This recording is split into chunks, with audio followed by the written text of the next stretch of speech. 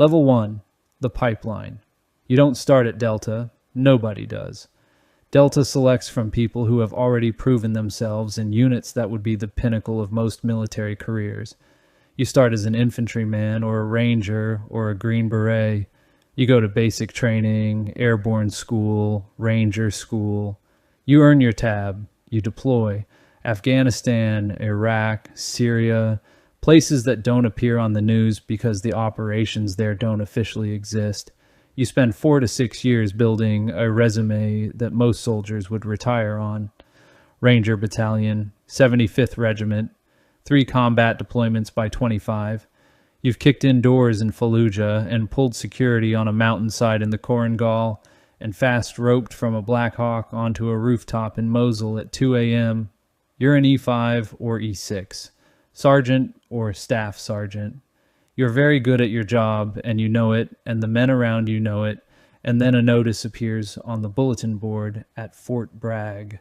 A recruitment briefing. No unit name, no patch, just a time, a building number, and a sentence about a special operations unit organized for the conduct of missions, requiring rapid response with surgical application of a wide variety of unique special operations skills. You attend the briefing. A man in civilian clothes stands at the front of the room and tells you almost nothing. He tells you the selection is 4 weeks. He tells you the attrition rate is historically above 90%. He tells you that if you are selected, you will join a unit that does not officially exist within a command structure that does not publicly acknowledge its own operations. He does not tell you what the unit does. He does not tell you where you'll go or what you'll carry or who you'll work for.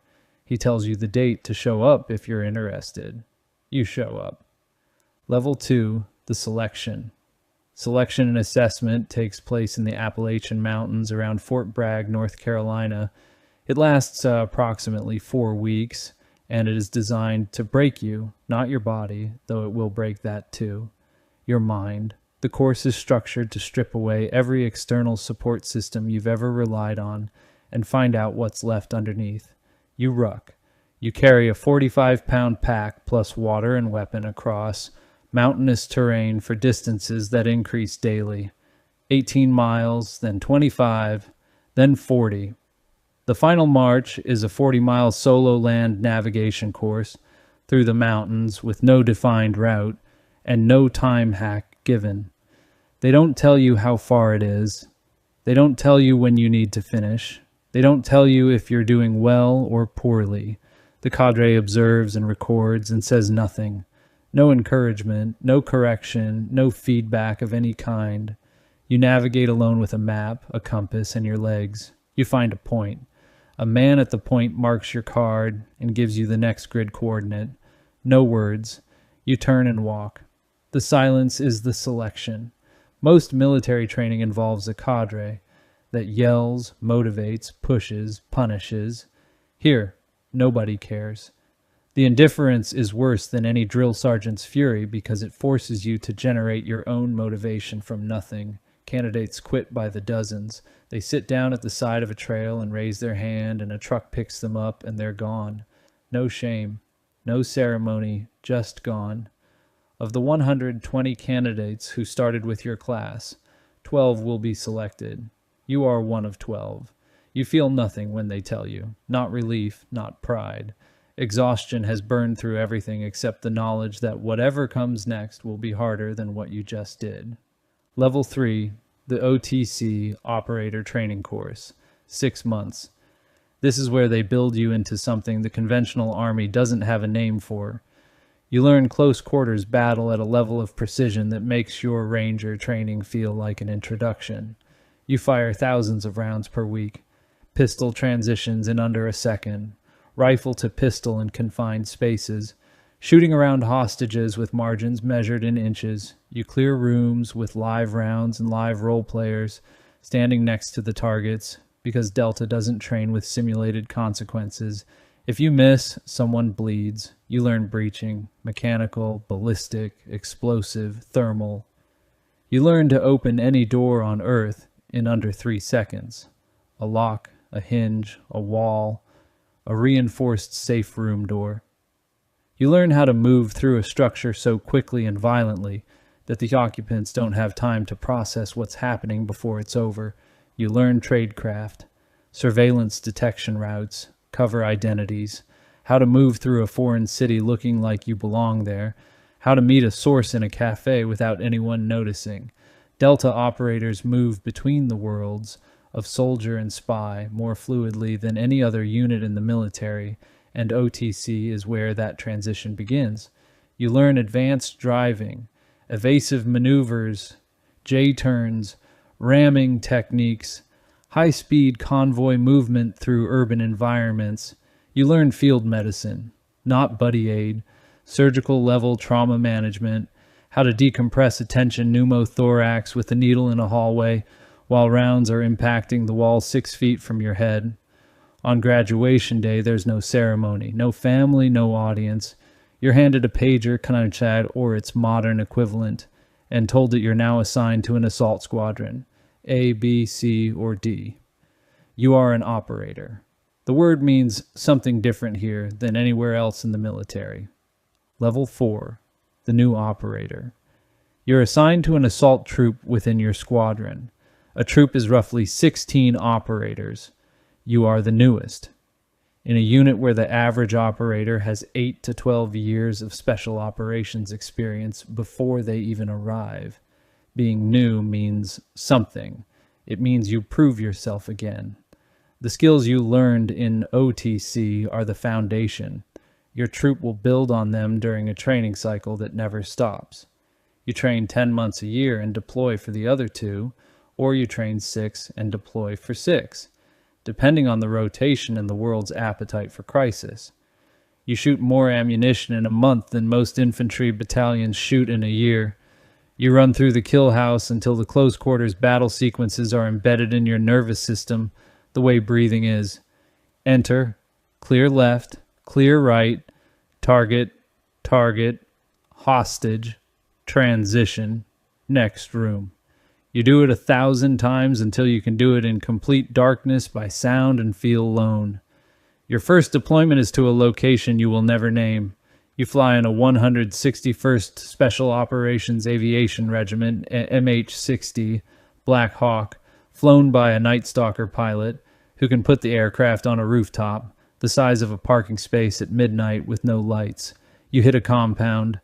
The door comes off its hinges in a controlled detonation that sounds like God snapping his fingers.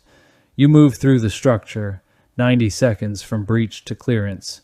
The target is a high-value individual whose name you learned 6 hours ago in a briefing room and will forget 6 hours after the mission, because the next target is already being developed. You flex cuff him and put a bag over his head and walk him to the helicopter, and 4 hours later you're cleaning your weapon on a FOB eating a protein bar. Nobody will ever know what you did tonight. That's the job. Level 5, the experienced operator. 3 years in the unit. You've deployed 6 times. Iraq, Afghanistan, Syria, Africa, locations in Southeast Asia and South America that don't appear in any official record. You've been in over 200 direct action raids. You've breached compounds in Baghdad, Sadr City, and cleared cave complexes in Tora Bora, and snatched an HVT from a moving vehicle on a highway in a country you can't name. You've killed people at distances measured in feet and distances measured in hundreds of meters. You can tell by the way a man reaches for his waistband whether he's going for a weapon or a phone, and you've been right every time, and the margin for error is 0. You're selected for a reconnaissance troop, Recce. This is where the most experienced operators go. Recce doesn't kick in doors. Recce watches. You conduct close target reconnaissance on objectives that assault troops will hit days or weeks later. You operate in 2 or 4 man teams, often in civilian clothes, often in denied territory, often for weeks without resupply or communication. You sit in a hide site 300 meters from a target compound for 72 hours straight, in a hole you dug, with an entrenching tool and covered with local vegetation, logging every person who enters and exits, every vehicle plate number, every delivery, every pattern of life that the analysts will use to build the assault plan. You don't move, you don't speak above a whisper. You urinate into a bottle and defecate into a bag because any sign of human presence compromises the mission. The patience required is different from assault work. Assault is violence compressed into seconds. Recce is discipline stretched across days. Both require the same thing, the ability to be exactly where you're supposed to be, doing exactly what you're supposed to do when everything inside you is screaming to move. Level 6. The team leader. You run a team now, 4 operators. You're responsible for their training, their readiness, their performance on target, and their lives. A team leader in Delta carries authority that doesn't map to conventional rank. You might be an E7 leading men who are E7s and E8s because rank inside the unit is secondary to capability and role. The hierarchy is flat by design. Charlie Beckwith built it that way because he learned from the SAS that rigid rank structures get people killed in small unit operations where the man on the ground sees things the commander doesn't. You plan operations. You receive a target package from the intelligence cell, a folder of photographs and signals, intelligence and human intelligence that tells you who lives in the compound and where they sleep and what weapons they carry and what time the guard changes. You build a plan, rehearse it in the mock-up, brief it to the troop commander, execute it at 0200. On target, you make decisions in fractions of seconds that will be reviewed by lawyers and generals for months afterward. A man turns a corner holding something. You shoot or don't shoot. The object is a weapon or a phone or a baby. The debrief will determine which. You absorb the weight of these decisions because the alternative is the hesitation, and hesitation in a hallway gets your team killed. You carry every call you've made, the ones that were right and the ones you're not sure about, and the ones that wake you up at 3 a.m., in a way that no debriefing or legal review can resolve because the lawyers weren't in the hallway and they didn't see what you saw in the half second you had to decide. After a deployment, you sit in a bar in Fayetteville with your team, and nobody talks about the missions because nobody needs to. The shared silence is more honest than any conversation. Your wife asks how the trip was. Fine, you say. She stopped pressing years ago.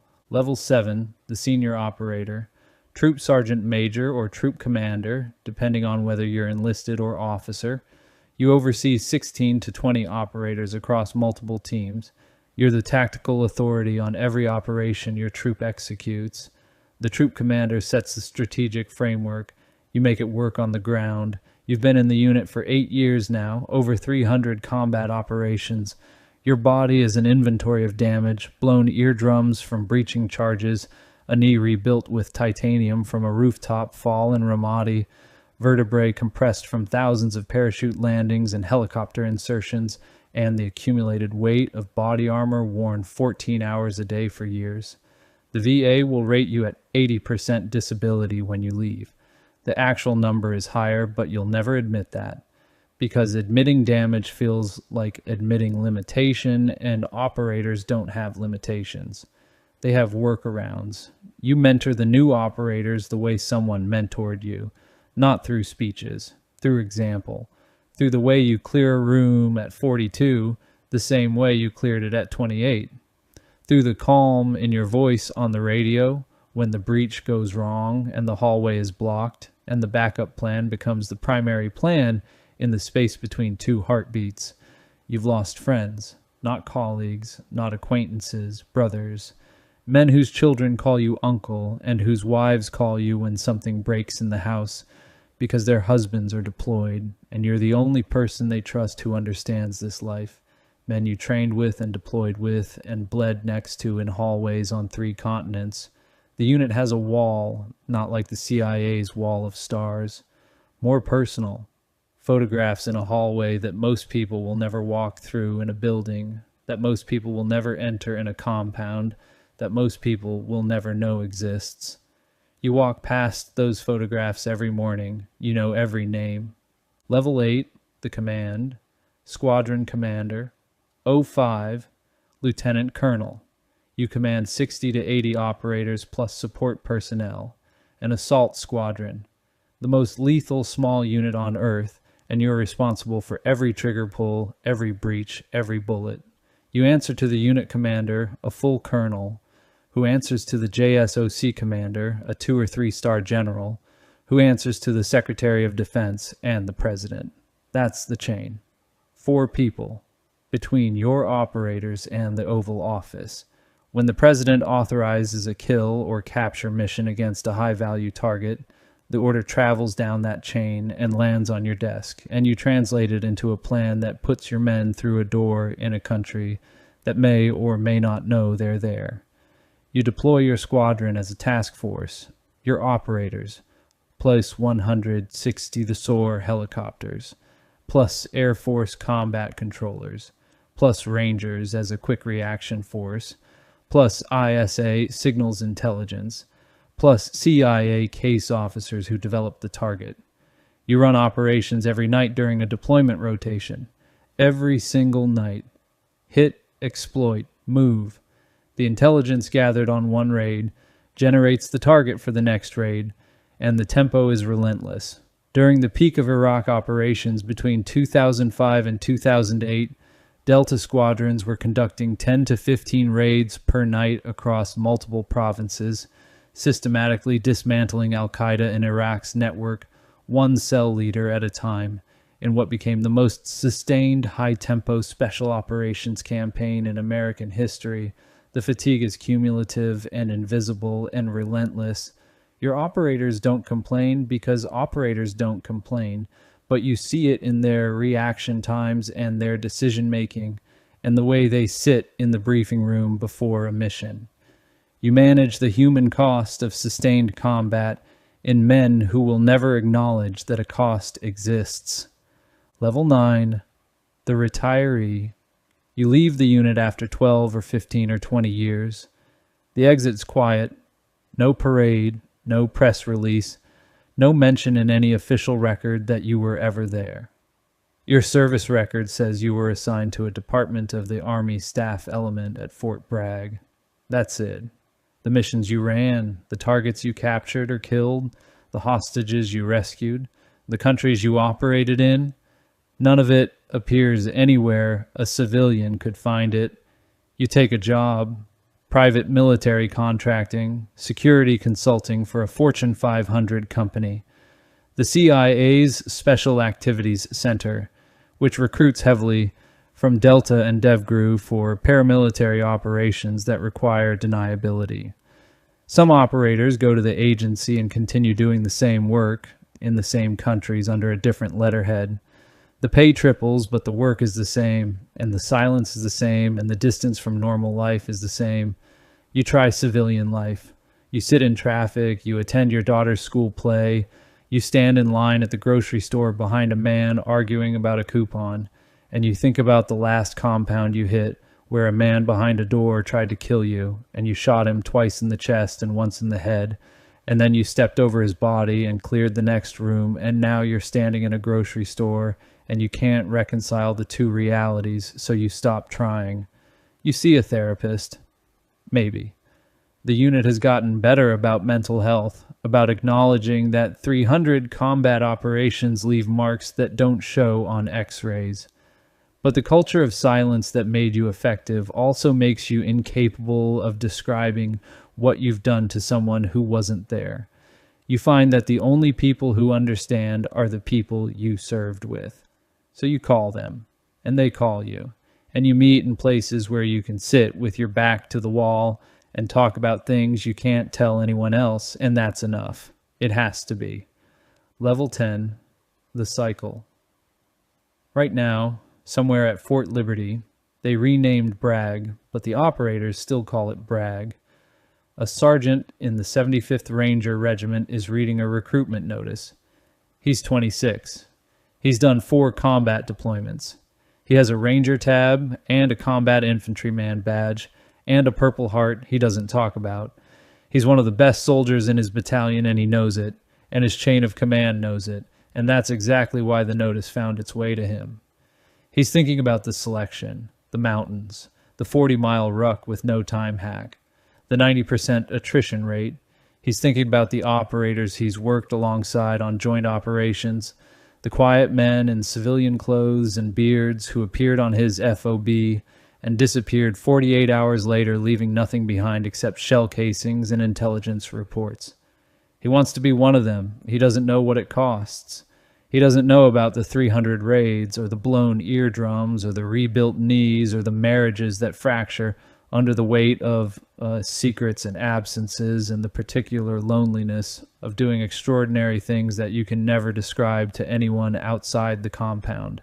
He doesn't know about the wall with the photographs, or the names you carry, or the grocery store moments where two realities collide and neither one wins.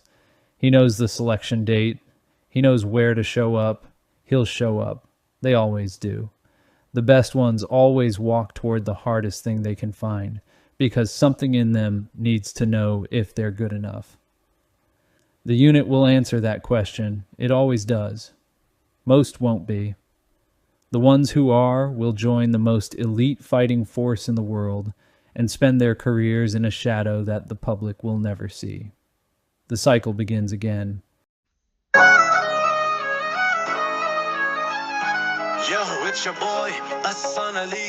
मैं आया हूँ zero से, पर मैं लिखता हूँ hero जैसे. मेरे लफ्ज मेरी पहचान है, मेरी मेहनत मेरा वेपन. मैं लिखता हूँ अपनी कहानी, जहाँ दर्द भी था पर हिम्मत भी थी. मैं अपना ड्रीम पूरा करूँगा, कोई रोक नहीं सकता, ये सोच मेरी थी सास. मैं अलग हूँ अपनी मेहनत से आया, जो हंस रहे थे अब वो यार बन गए. मैं दिल से सच्चा, दुनिया झूठी पर खुदा के भरोसे मैं आगे बढ़ गए.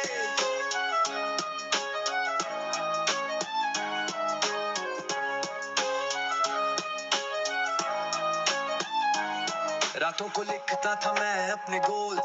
लोग कहते थे इम्पॉसिबल ब्रो, पर दिल में थी आग.